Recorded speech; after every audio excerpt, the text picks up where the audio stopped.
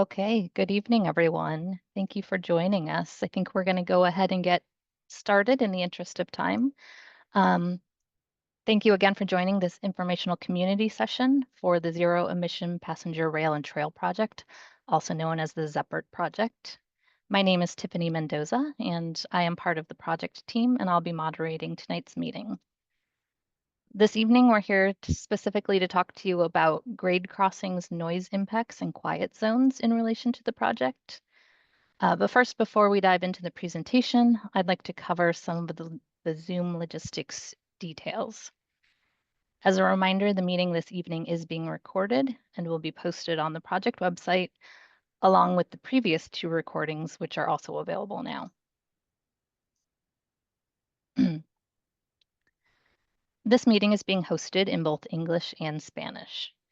In a moment, we will open up the audio channels.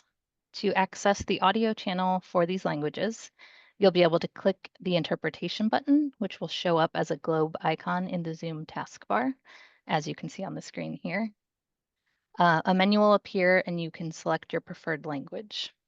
At this point, I will pause so that our interpreter, Claudia, can repeat these instructions in Spanish. Thank you. Buenas tardes a todos, bienvenidos. Los servicios de interpretación en español van a estar disponibles de una manera simultánea.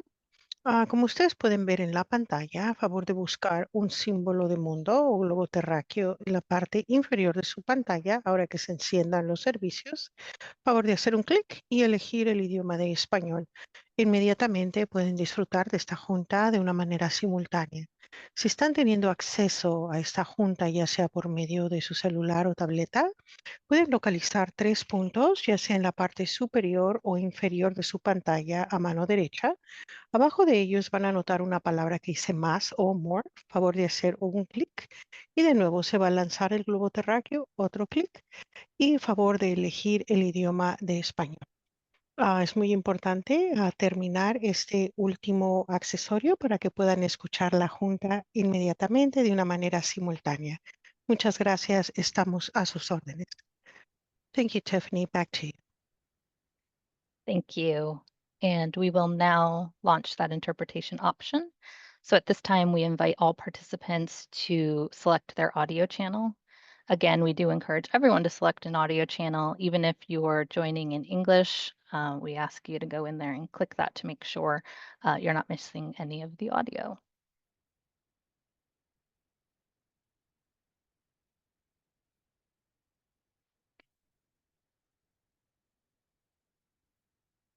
Closed captioning for this meeting is also available. If you'd like to use this option, please click the CC icon in the Zoom taskbar and then select subtitles to view those on the screen or live transcript to see the full transcript on the side panel.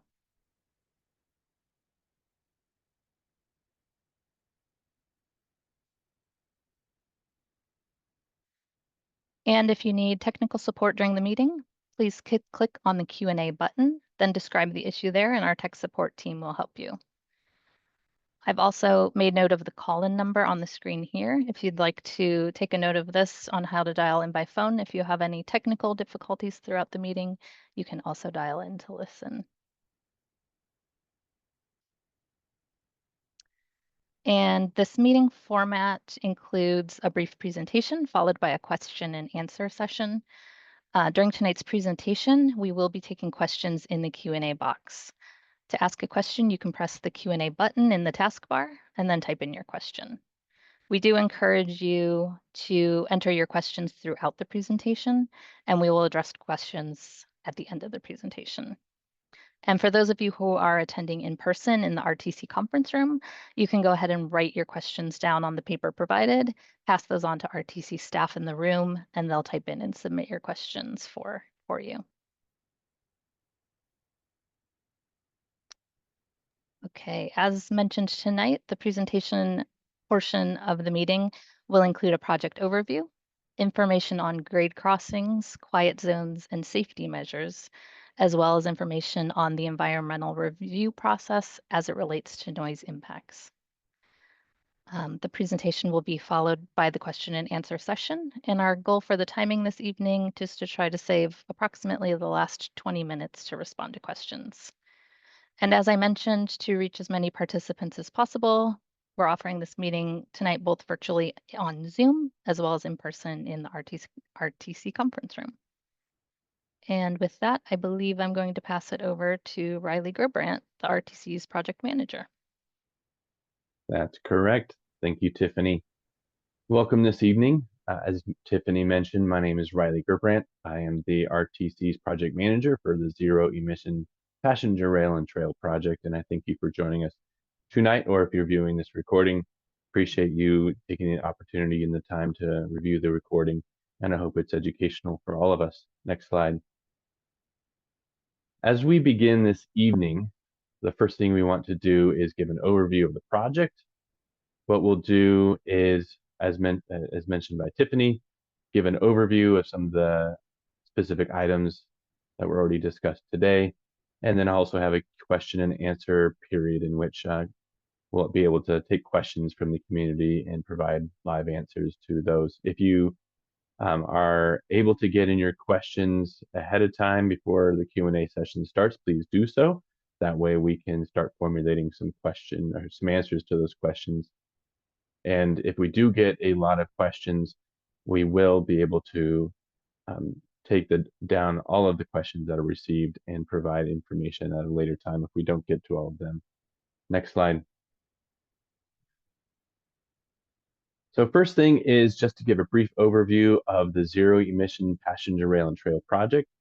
If you're new to the project or haven't been to one of our meetings before, the project aims to provide new high-capacity passenger rail service and stations on approximately 22 miles of the Santa Cruz Branch rail line from Pajaro in northern Monterey County to the city of Santa Cruz.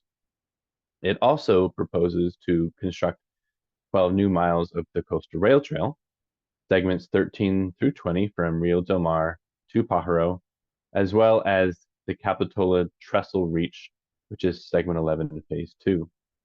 On the screen is a map depicting the two aspects of the project and the limits of the project that we are studying. Next slide. And in terms of our schedule, we are currently in the project concept development phase of the project. The project concept report will be finalized next year, and by late spring, early summer, we'll have the final project concept report available.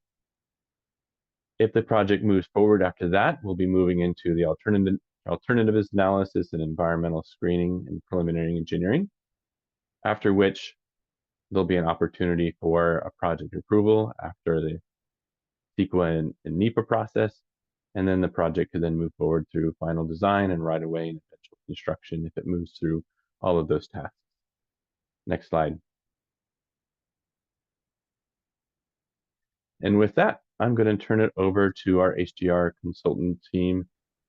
We'll be hearing from Jonas Radstrom first regarding grade crossings and quiet zones. And then later we'll hear from Rich Walter of ICF Jones for discussions on the environmental aspects of noise impacts. So take it away, Jonas. All right, thank you. The next slide. Thank you. Yeah, so my name is Jonas Rodstrom. I'm with HDR, and today we'll be talking about grade crossings.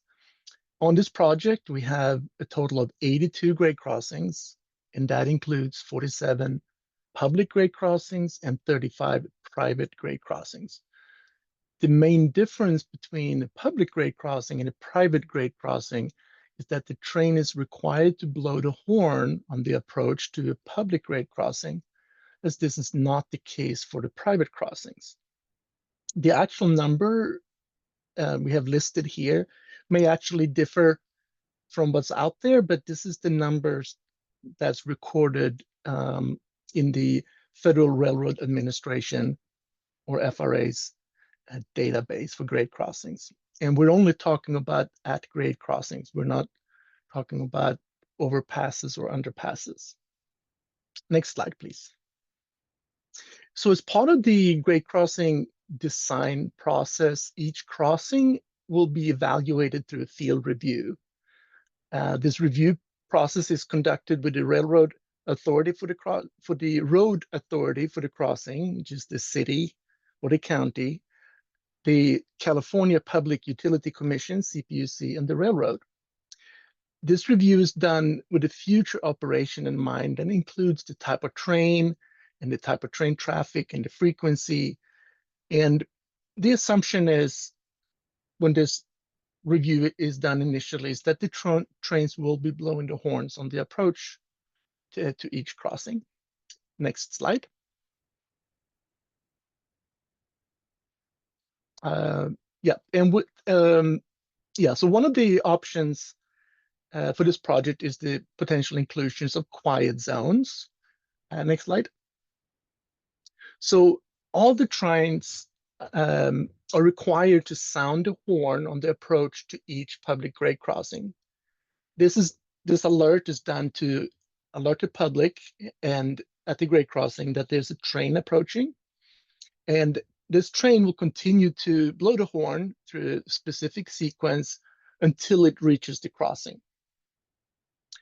So a quiet zone is a special provision that may authorize the local road jurisdiction, the city or the county, to implement an area where trains are not routinely sounding the horn.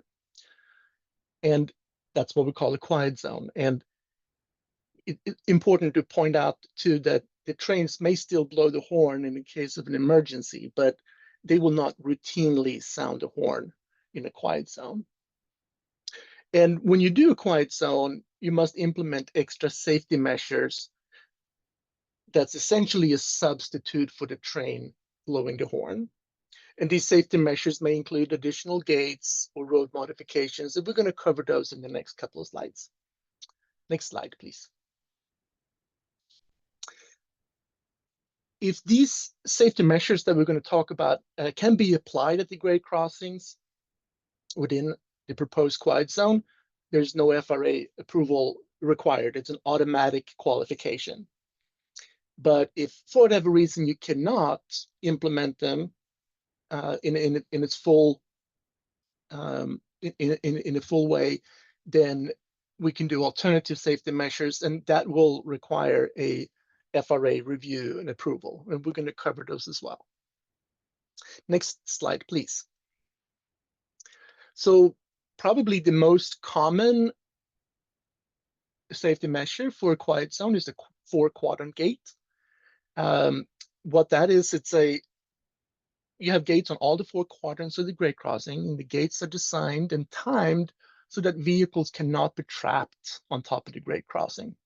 And the primary purpose of these extra gates is to prevent the cars from going around the gates, as that poses a significant safety hazard. Next slide, please. The other option is to implement what's called medians or channelization devices.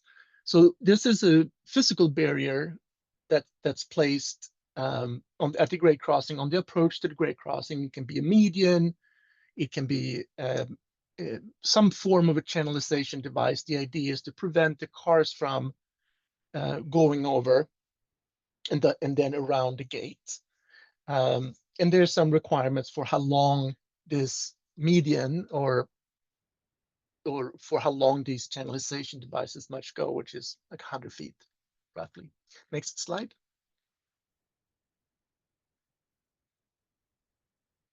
The other thing you can do is to have a one-way street. So if you have a one-way street, you have there's no gate to go around. You have, if it's a road is wide, you can have 2 gates on each side, or you can have 1 gate covering all the traffic lanes. But this qualifies as a safety measure in a quiet zone because it does not provide for any way for cars to go around the gates. Next slide. So closing the crossing is by far the best way to reduce accidents, make the crossing safe, as there's no cars to cross the tracks. That is another option for a grade crossing quiet zone. Next slide. So the wayside horns, these are essentially speakers that are placed at the grade crossing, and they're aimed or focused just on the roads approaching the grade crossing. And where there are wayside horns, the trains do not need to sound the horn on the approach, as the wayside horn make the sound of the horn for the train. So the wayside horns, they essentially serves as a one-for-one replacement of the train horns. That way the train don't have to blow the horn on the approach to the grade crossing. Next slide. So for areas where these safety measures we just covered are not feasible or appropriate, we can apply alternative safety measures. And these alternative safety measures, if we use these, then that will trigger an FRA review, and we have to send the application to the FRA for their approvals. Next slide. So a couple of examples of the alternative safety measures are things like photo enforcement, education and enforcement programs, improved signage and pavement markings, traffic signal preemption, improved street lighting, variable messaging sign, etc. So whatever makes sense for the particular grade crossing can be added, but if you had to rely on these instead of the SSMs, then you had to go by the FRA. Next slide. So a couple of points about the grade crossing quiet zone process is that it's the responsibility of the local road jurisdiction, such as the city or the county, to apply for the quiet zone. So the RTC can be a partner, but cannot be the one filing the application for a quiet zone or be the one that implements a quiet zone. Next page. And so we're starting this conversation very early in the process to make the community aware of the processes involved to establish and implementing grade crossing. So the FRA will start, the coordination with FRA will start now during the conceptual phase and continue through the design. And the actual application and approval for the quiet zones, that happens way later in the process. So whereas we start the process to establish now, the implementation and the filing of these quiet zones and so forth, that will happen at the very, very end of the project. And that is the end of my slide. Thank you.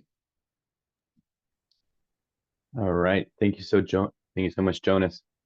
So for the next part of our presentation this evening, we'll have Rich Walters of ICF Jones provide information on the environmental review of noise. So I'll hand it over to Rich. Great. Good evening, everybody. I'm going to talk a little bit about how the environmental review, specifically the federal review, NEPA, and CEQA, our California Environmental Quality Act, would review the noise for any project, any rail project, but specifically this project. And also talk a little bit about how we would evaluate some of the potential for quiet zones during that environmental review. Next slide. So this is kind of the standard approach for environmental review of the noise. We obviously survey along the route to identify sensitive receptors. I'll go in a few slides what those are, but generally they're residences, can be schools, concert halls, areas of sensitive noise for other reasons. We take baseline monitoring, ambient monitoring, to determine what the existing noise level. We also calibrate the noise model that we're going to use to existing conditions and make sure it's sensitive to that. We, in modeling noise, we use established methods from the FTA. For example, horn noise. We model using an FTA horn noise model. There's showing on the screen right now is the noise and vibration impact assessment manual that we use. This is the current one, unless it's updated in the next year or so, that specifies the standard models that are used. In the impact analysis, we model the train noise, including the horns at any public grade crossings. We compare it to baseline conditions. We use some thresholds, which I'll talk about in a moment, and we identify the noise effects. Where we have significant effects, we identify feasible mitigation that's available for it, and we also assess the effectiveness of the mitigation. How many of those noise impacts would we lower with a particular form of mitigation? Next slide. So when we're looking at noise, on the right here is a slide showing various sources of noise, including rail noise, as well as non-transit noise like normal conversation at just above 60 decibels at 3 feet. A food blender maybe at 70, a person shouting well over 80 if you're at 3 feet away from them. Hopefully nobody's shouting at you.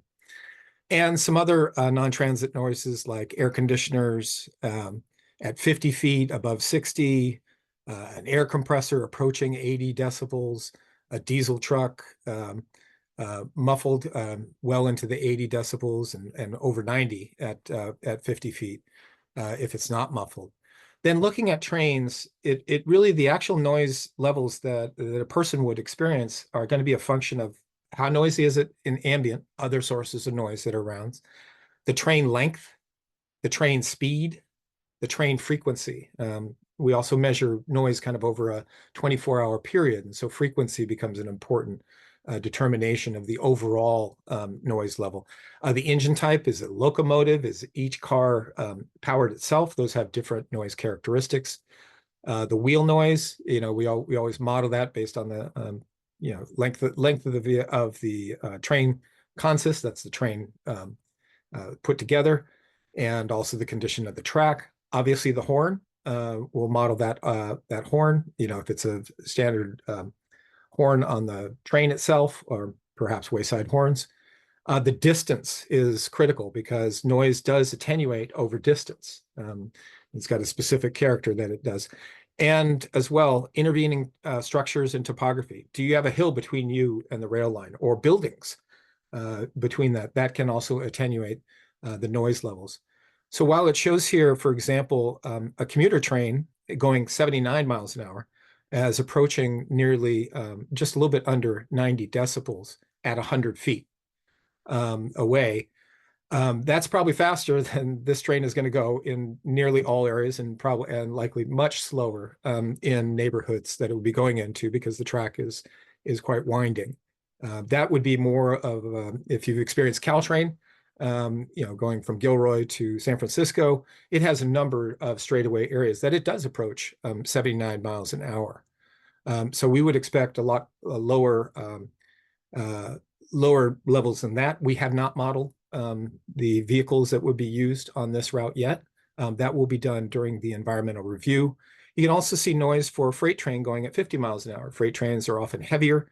They're usually much, much longer than passenger trains. That can be about 80 decibels at about 100 feet, going about 50 miles an hour, if you've seen that on mainline tracks in your experience. So we expect levels lower than that because of the lower speeds that be going. Also, we expect these to be shorter trains, and also with perhaps no emission engines, which tend to be quieter, whether they're battery, electric, or hydrogen. Those tend to be much quieter than the diesel trains that have been used standardly. Caltrain, of course, switched over from diesel to electric trains, and people experiencing that are experiencing much lower noise levels for the train crossing compared to the diesel trains that were operated from San Francisco to San Jose until this year. Next slide. So when we look at I mentioned that we look at sensitive receptors, and the FTA, the Federal Transit Administration, puts those into kind of 3 different land use categories. And so the first land use category 1 is areas of high sensitivity. This might be an outdoor amphitheater, a recording studio, a concert hall. And so these are non-residential forms of sensitive receptors. Residential is always identified as a sensitive receptor. That's category 2. And then category 3 is sort of institutional, and these would be areas of noise sensitivity too. You think of schools, libraries, places of worship, a museum. And so there's kind of different standards for these different land use categories. On the right, you're seeing the graphic there. that is showing kind of how we identify whether we have no impact, whether we have a moderate impact, or whether we have a severe impact. And so if there's a higher increase in the amount of noise, that can push things from up to a severe impact. It also depends what the existing noise level is. And so, a lot of studies have shown, obviously as things get noisier, people can get more sensitive to noise. And that's why it's actually a different threshold at every different level of existing noise. And so what we do is we model that and we compare it to this threshold. These thresholds actually, it's different for each of these different categories. And then we determine if there's a moderate impact or severe impact. Because there isn't transit noise, along this corridor now, in general, this is the approach. It's possible that in some areas, perhaps down in Watsonville, where it's adjacent to other railway noise on the main line, there's a slightly different approach that we use for that. But most places it would be like this because there isn't transit service along the line at present. Next slide. So after we've modeled it and after we've compared the noise to the thresholds, then we map it. And we map out this is actually from the High-Speed Rail Authority's EIR EIS, where they were evaluating from San Francisco to San Jose. This is actually the southern part of San Francisco. And we were modeling their proposed increase in train service. And you can see in certain areas, they had moderate noise impacts, and in certain areas they had severe noise impacts. I will tell you that these were mostly related to crossings of roadways. And so a lot of this in this area, where the speeds were not as high as they might be in the Central Valley, horn noise was a more critical factor. It can vary based on location. Next slide. And then where we have significant impacts, we identify mitigation options. Classic option is the sound wall or other types of sound barriers. There's some examples on the right of what some images of different sound barriers. Sometimes they can be transparent, sometimes they can be opaque, and they would be placed between the train tracks and residential or other noise sensitive areas. And so that's obvious. That's one option, a common option that's used when there's significant impact. You can also look at building insulation. You can add glazing to windows, particularly in older homes. A lot of newer homes have double pane windows, but sometimes you can add that. You can seal holes in exterior surfaces because that can obviously, if it's not sealed, if a building's not sealed, it can conduct noise. You can provide ventilation and air conditioning in places that don't have it because so that windows wouldn't be opened. And so these are all options. Of course, they depend on the acceptability to the homeowner or the landowner, the building owner, in the case of commercial. Another option is quiet zone establishment. As was mentioned before, it can only be initiated by local cities or the county.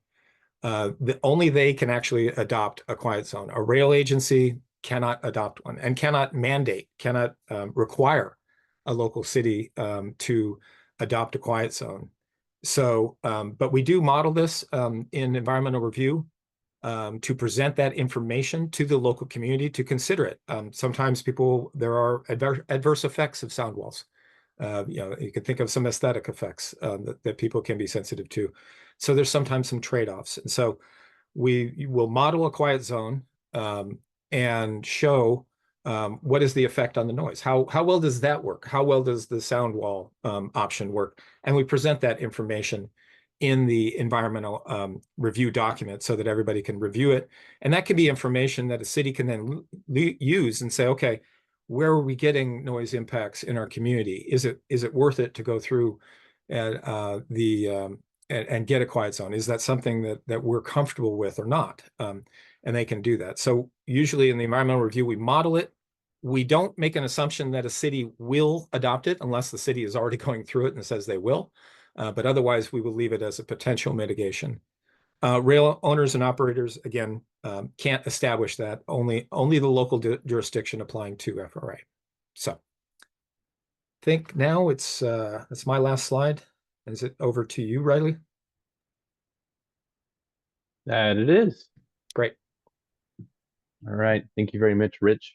So we just have a few more slides in the presentation this evening, and then we will move into our Q&A period. Next steps, so on the next slide, I'll go through some next steps that we are doing, or going into. So just to reiterate, there are still concepts that need to be developed during this part of the current planning phase, the project concept development. There are initial concepts that still need to be put forward, both for some of the safety improvements as well as refining the conceptual alignments and continuing to progress the project concept development towards the draft concept report that's going to come out this late winter. What we're going to do in terms of noise impacts, grade crossings, and the assessments of noise are several things. We've had some initial reviews that have been done by the project team for some key locations to consider the specific site constraints of several of the grade crossings. We're then going to be pulling that information together and setting up site assessments, some initial site assessments with the California Public Utility Commission and key stakeholders to provide some specific confirmations of different elements as we move into the conceptual design and how we're going to approach the grade crossings approach. And then also what we're going to do is do some early environmental screening. So as Rich mentioned, there's quite a process that we go into through the environmental analysis section portion of the project, which comes later after the project concept is developed. But what we want to do is to first establish, are there some key things from the environmental impact perspective that we want to highlight or be aware of, so that we can be aware of those things as we move into the next steps, and maybe develop some things in the project concept that will address some things that we know are going to be sensitive things as we move into those tasks. And following on from the completion of the project concept in late spring, early summer this upcoming year, is that will give an opportunity for the commission to provide input on where we're at with the project concept development, or with the project as a whole, decide whether or not to move into the next step, which is the environmental documentation phase and preliminary engineering, at which point we'll then be able to further identify key things such as noise impacts and potential mitigations regarding how we address those noise impacts, such as sound barriers, building installations, quiet zones, and other measures that Rich mentioned in the last couple slides. Next slide.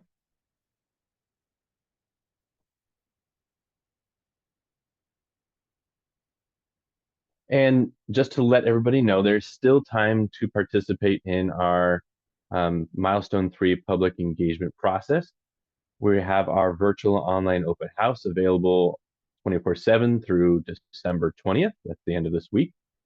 There's an opportunity by going to ZEPRT.com to go through the online open house, learn more about the rail and trail project alignment options that are in development. You can review our prior information sessions on project funding opportunities and ridership modeling approach, as well as get more information on other elements that we've been working on as a project team, such as the stations, bridge structures, and noise impacts as a whole. Regarding some of those questions, such as station locations and amenities, there's opportunity for those who go to the online open house to provide feedback. Feedback is very important to this process. We want to hear from the community, from our stakeholders, what's important to you, how we can incorporate the things that are of concern or interest to you into the project development. And there's also opportunity on the virtual online open house to view the conceptual alignments in more detail, click through some of the maps that are there, provide feedback on the development of the project concept alignments. Next slide, and I think that goes to you, Tiffany. That does, yeah. So that concludes the presentation portion of this meeting. So we will now move into the Q&A. As a quick reminder, we have received a number of questions so far. So we'll try to get through as many of those as we can. If you have any additional questions, we encourage you to enter those in the Q&A box. And again, reminder for any staff participating in the RTC conference room, you can write those down and pass those on to RTC staff who will enter them for you to be read. And as Riley mentioned, we're going to try to get through as many of these as we can this evening, and any questions that we don't, we will keep a log of, and we will compile those in the Q&A that we are working on. That'll include questions we weren't able to answer from those first two community information sessions as well. So with that, I think we have a few questions queued up. So there's a few that are very similar. So my first question, I'm actually going to read two questions related to implementation. And those questions are, why start the implementation of quiet zones now when passenger rail has not yet been approved by the RTC? And similarly, a question also asked, it sounds like the safety measures for quiet zones must be implemented before applying for permission for those quiet zones, correct? Riley, I'll pass that off to you. Thank you, Tiffany. We also, for those online and those viewing this recording later, so we have on our consultant team available tonight those who presented. So that's Rich Walters from ICF Jones, as well as Jonas Radstrom from HDR. We also have two other members of our project team that are available as well. Mark McLaren, project manager from HDR Engineering, and Chris O'Gara, deputy project manager from HDR Engineering. This first question, I'm going to pass over to Mark, and I think it might be an opportunity for you and maybe Jonas to answer Mark together. Okay, so I'd be glad to do that. And I'll start with the first question about timing. So in early conversations that we had, both Milestones 1 and Milestones 2, there were a lot of questions that came from the community as it related to noise, and particularly in some of the sensitive areas that could be sensitive, how noise mitigation would be provided and whether or not we were considering quiet zones as a part of the project. Given that there's a lot of nuance to the discussion, the timing, the technical work that is done, and how and by whom quiet zones are implemented, we thought it would be worthwhile to have this conversation so that everyone could understand as we go through this process the role of the RTC in the discussion and the implementation of quiet zones, as well as the fact that in some cases, while there are design measures that will be done that will, as Jonas said, allow us to achieve a quiet zone status, those things have to be implemented in order to demonstrate that they do that. There may be cases where, depending on noise impacts, that there are additional design measures that would have to be taken and a decision made by the community as to whether or not, when I say the community, the local jurisdiction, as to whether or not they want to implement a noise zone in those locations. So that was really the intent of beginning that now. There was also this question here about VTA and Muni as it relates to the measures that they have. In both the cases of VTA as well as Muni, those are not under the same jurisdiction of the Federal Railroad Administration due to the type of operation that they are. And so the measures would not be similar. They operate under a different pretense, and therefore they fall under solely the oversight of the California Public Utility Commission. Hope that answers that question, Riley, and be glad to take others. Yeah, thank you very much, Mark. Tiffany, we can move on to the next one. Sure will. Okay, give me one moment. Our next question is, I believe, related to the safety measures. And the question is, which of these modifications are used by VTA or Muni? Those systems seem similar to what we would need here in Santa Cruz. And I Great. apologize, Tiffany, because I think I read ahead on the prompter here and answered that question ahead of You it did. being asked. I apologize. But just to restate, Mark, I think you said that they are different because they have different regulatory oversight. Correct. So they operate as light rail systems. And because of the way that they operate and the fact that as light rail systems, they are traditionally operating in some cases in mixed traffic or in shared guideway with regular traffic, they follow the traffic control. They're a part of the traffic control system that occurs for streets and intersections. And because of their operating characteristics in that they can change operation quickly in terms of braking or slowing their operation at intersections, but following lights and signals, they are not under the same jurisdiction as the FRA. All right, thanks for further clarifying that. I think we're ready to go on to the next question. And this is going to be another combination of two questions that are similarly related. Two questions posed were, how long do wayside horns sound, and what is the decibel level? And then related to that, how is the wayside horn quieter than the train horn? Riley? Okay, great. Yep.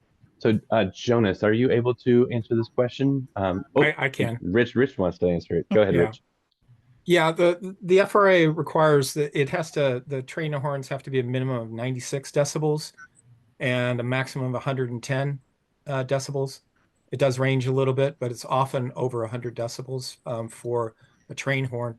Wayside horns can be a little bit quieter, but they have a minimum of 92 decibels and a maximum of 110.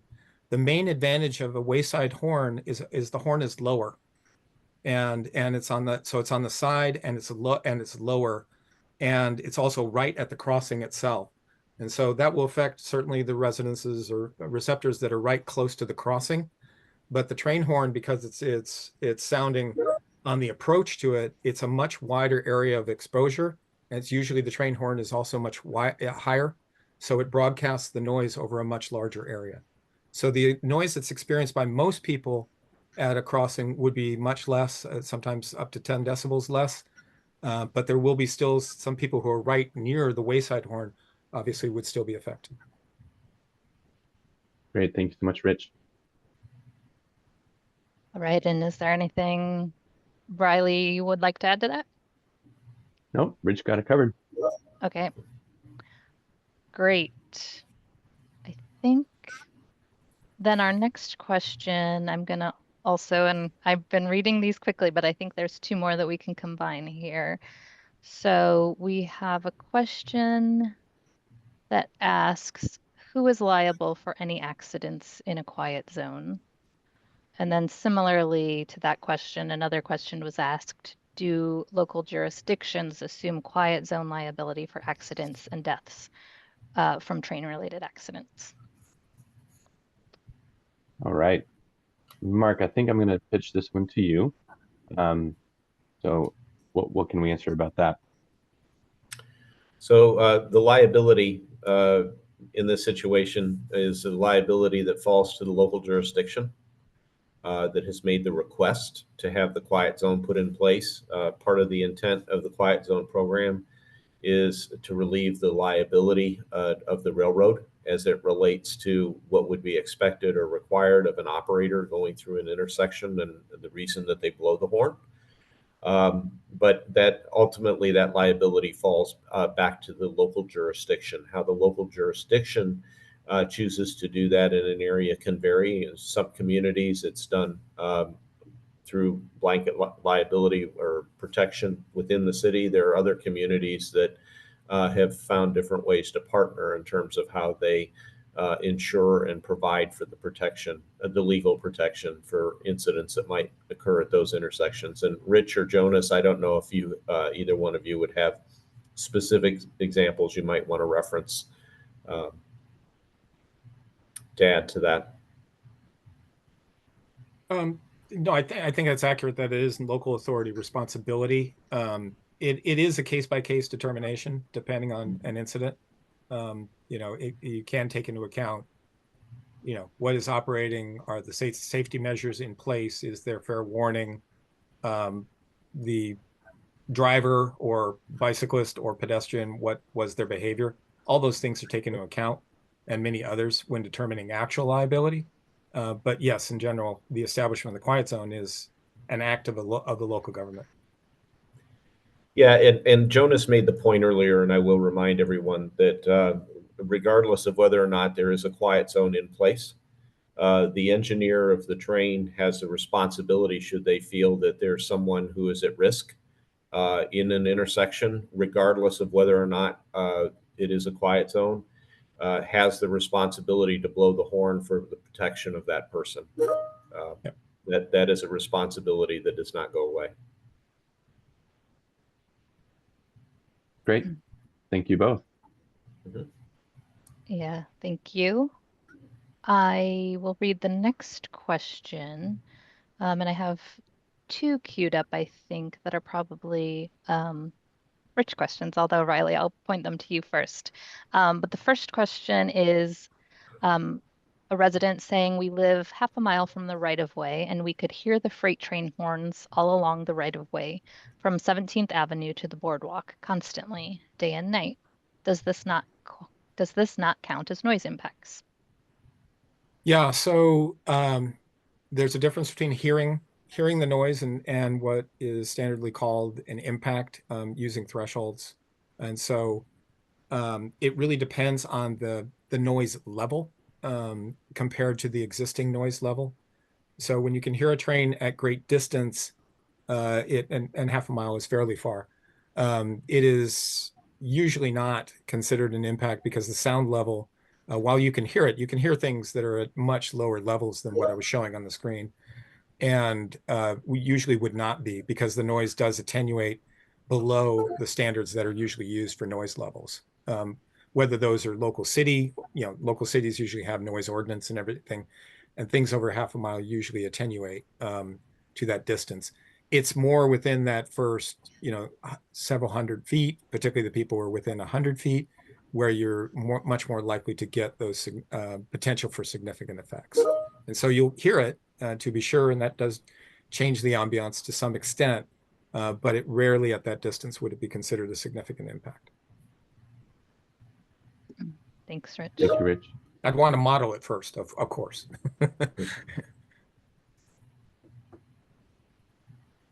All right, and another question related to the environmental review is,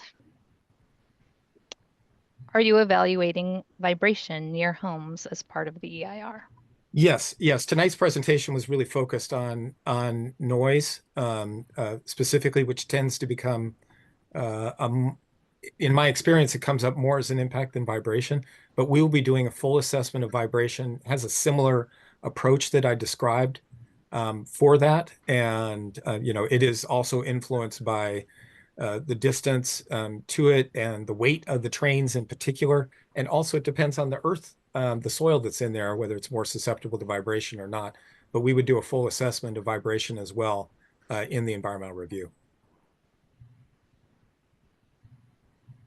All right, thank you, Rich. Give me just a moment to queue up our next question here.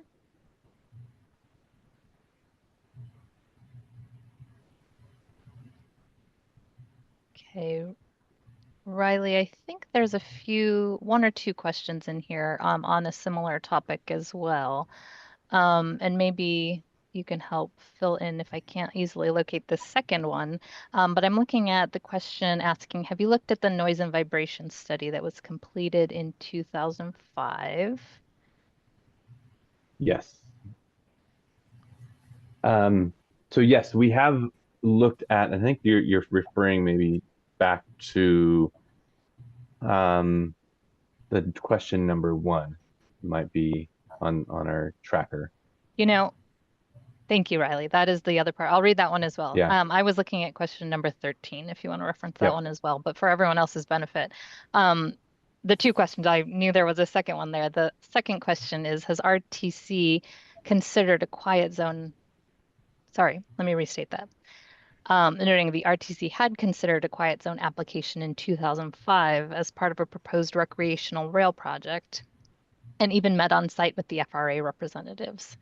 These meetings could shed some light on whether quiet zones may be feasible for this project, and have we met with FRA to discuss?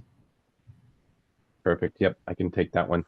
So yes, we have done various studies in the past, and yes, one of them was a draft EIR for recreational rail service between the city of Capitola and the Aptos Seascape area back in 2005, I believe. And a draft EIR was prepared, and as part of that process, there was a noise impacts and vibration study that was prepared that did some field assessments and gave an analysis of noise and the vibrations and their effects. Some of the same information that Rich provided today, and some of the slides is the same information from that study back then. So yes, we will be looking through existing data that we've already done. The study then was the recreational rail service, which I think had service that was only during a certain part of the year and had a far fewer number of trips. So things were different. So obviously we'll need to update what we'll be doing as part of the zero emission passenger rail and trail project. But we will use what we've done in the past to look at that. And the draft EIR was prepared, but it was never certified. And so at that point, the idea of applying for quiet zones or looking further into applying for quiet zones wasn't carried forward because the draft EIR wasn't certified. All right, thank you, Riley. I do want to do a time check. We do have time for a few more questions, and we do still have a number in the queue.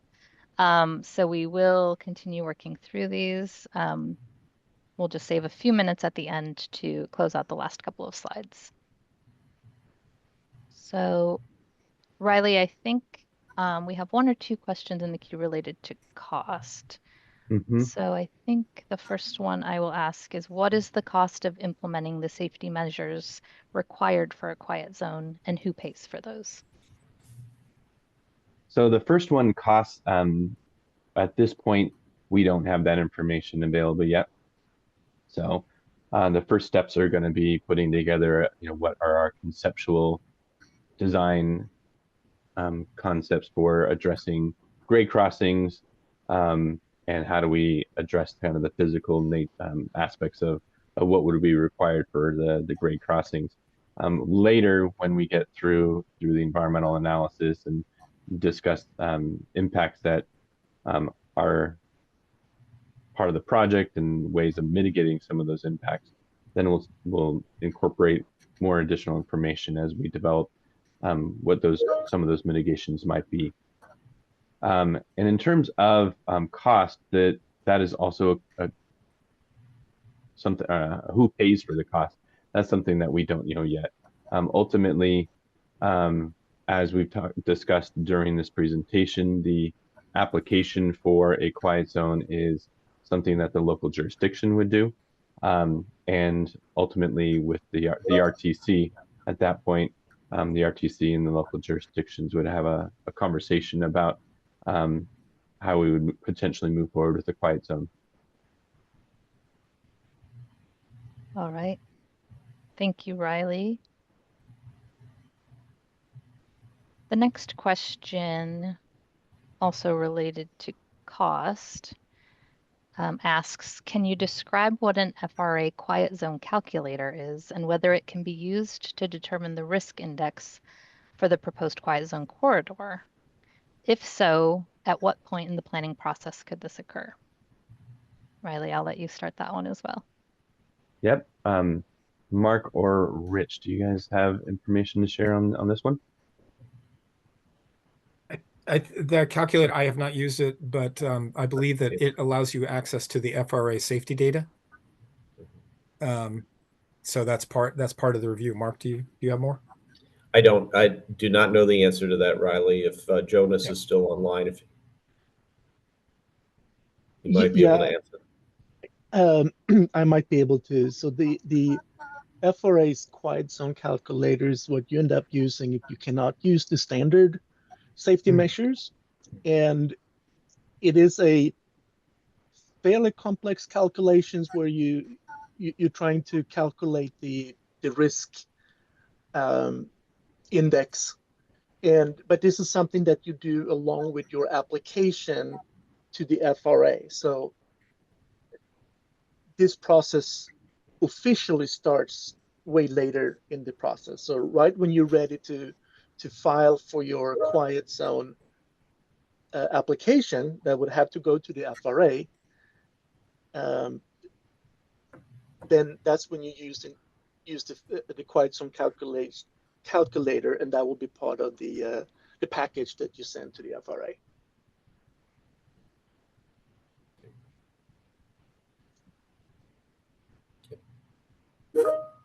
Thank you, Jonas. Okay, and it looks like we probably just have time for one or two more questions. The next question is following up from Mark's previous response regarding VTA and Muni modifications. Would light rail operations be possible in our right-of-way? And if so, would operating those rules be beneficial to the operator of a rail service in Santa Cruz? Riley? Sure. So yes, ultimately, the first answer to the two-part question is light rail is something that could be implemented on the Santa Cruz branch rail line and is being investigated as part of this study. So the three different types or modes of transportation we are including in the zero emission passenger rail and trail project are locomotive haul trains and multiple unit trains, which are both intercity rail type of options, as well as a light rail vehicle option. And in terms of the second part of the question, would operating under the rules like the FTA rules be beneficial to the operator of rail services in Santa Cruz? I would say that it's not a question of whether it's beneficial or not beneficial. They are different sets of rules because of the different types of service. And Rich or Mark, did you want to explain a little bit about the differentiation of rules between those two types of services with respect to some of the grade crossing elements? Mm.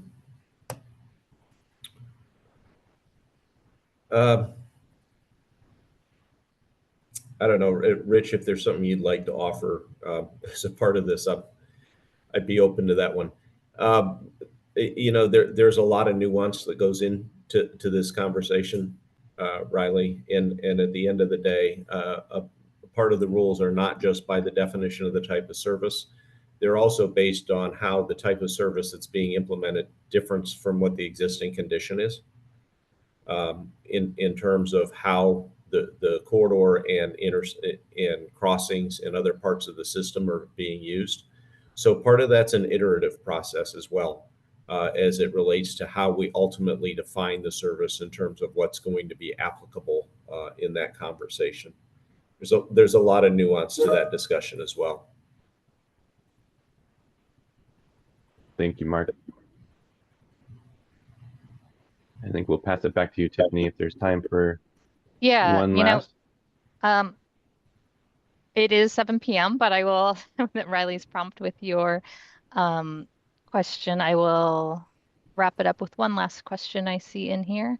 Hopefully an easy one. The question asks, even if horn noise is not required in quiet zones, are bells at crossing gates required? And if so, how loud are those? Okay, great. So I think this one, Jonas or Rich, you'd be able to answer that one. I can answer half of the question. The grade crossings most likely will have bells and gates. But I would have to refer to Rich on the how loud the bells are. Yeah, I do not know how they're quieter. If you've heard the ding ding ding, they're much quieter than a horn noise. And as to whether they're mandated, I think it depends on what the site safety measures are necessary at the site.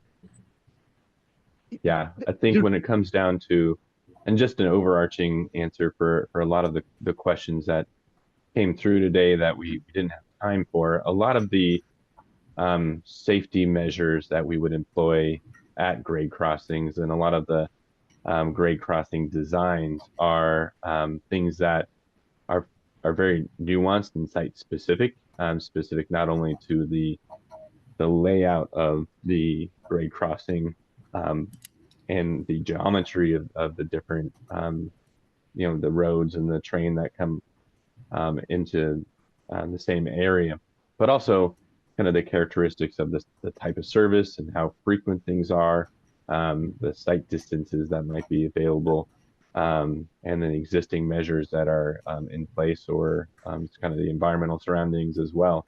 So ultimately, as we move through design, we're going to be going through a very detailed analysis of each grade crossing and develop detailed grade crossing plans that include safety measures. And then as we progress through the environmental documentation analysis part of the project, that's when we also will look at some of these other impacts and how we address some of the impacts such as noise and vibration and other things that come up as well. And then each of those will be looked at through the lens of design and what could be implemented. And there might be, one type of impact at one location might have a different type of mitigation measure at a different location. So things that definitely will go through quite a bit of a review and put together plans and documents that then will get reviewed by regulatory such as the CPUC and be part of the public process to an extent as well. So I really appreciate everybody's time this evening. Thank you to our presenters who were able to join us this evening and provide information on these valuable topics. And also thank you to everybody who came and participated. I think we have some close-up slides, right, Tiffany? That's right. So as I mentioned before, there's still time to visit our online open house, which you can access from ZEPRT.com or from the project website. We'd also encourage those viewing this webinar tonight and those viewing the recording later to get involved, be part of our mailing list, sign up for project alerts and more information. You can also reach out to us at our project-specific email address, zepprt@sccrtc.org. And you're also welcome to come visit us in our offices or write to us as well. And I think that wraps us up. So thank you, everybody. Really appreciate, again, your time tonight. Thank you for joining us. And that will end our webinar tonight. Take care.